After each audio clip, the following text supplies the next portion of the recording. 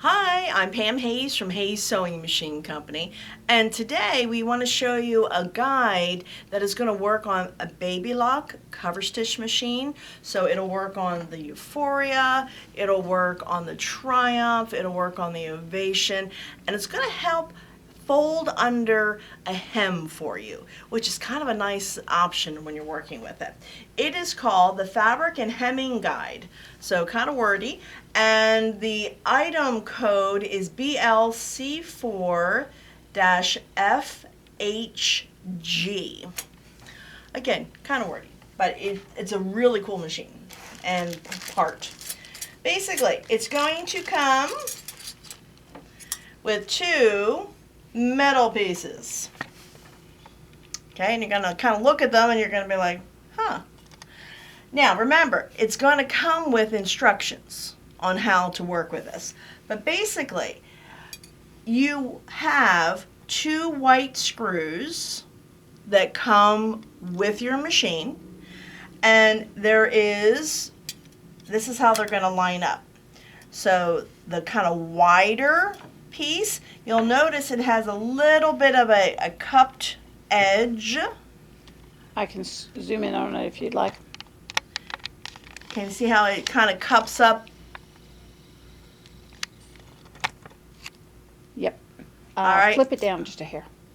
There you go. You'll be able to see it. All right, so you see how it kind of cups, and it comes up at an angle a little bit. Okay, that's going to be basically underneath. This section here is going to go on top, and you'll see how the slits will line up, and that is going to help you with how deep of the hem depth. So whether you want 1/2 inch, 3/4, whatever. Okay. So once you have that lined up, I tend to, when I was messing around with it and falling in love, might I add. All right, there's my nice basic one. Okay. Can you see how I don't have to go back and trim anything? That's super nice. I know, right? So what I did is I'm working with a 3 needle cover stitch, and on most of the machines you're going to see lines that are going to line up for you.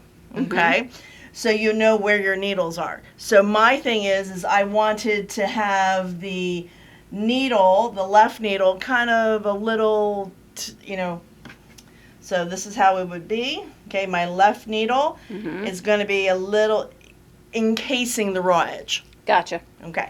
Now, you have to have a fairly smooth hem. If you have one of those, zigzag hems, no, it's not going to work on that. But basically, when you line this up, and when I fold it, can you see how that's what I'm trying to line up? Gotcha. All right. So we're going to have this folded. And it's funny, on the different fabrics that I was playing with, whether I did it, that I pressed it first, or I didn't have it pressed, I don't really think it made that much of a difference. So you just want to get it So lined. let's not press it. Yeah, I know, right? I don't really think it made... All right, so you're going to start to stitch. Remember, this is assuming your chain stitch is connected. Remember, if it's still loose, you got to start in the fabric. Start on the fabric. All right, take a look. See what I'm doing? I'm lining it up. Again, if I can find where my foot control is. And my goal is basically, see how this acts as a barrier?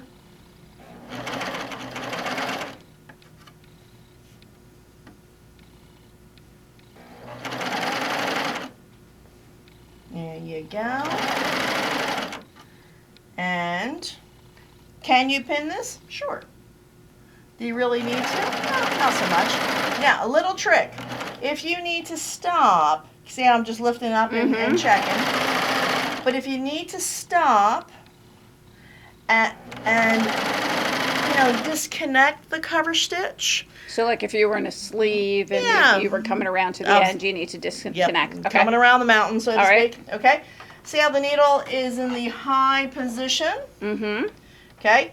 This is the one time it's legal to turn the needles backwards. One complete revolution. Okay, so I grab the wheel. Instead of turning it always towards us like we've been taught, go backwards. Okay, and if you go backwards, it is going to disconnect. And then I have where it disconnects for me. All right? And look at that. Beautiful. Nice edge. Give it a press. You're done. Fabulous. See you next time.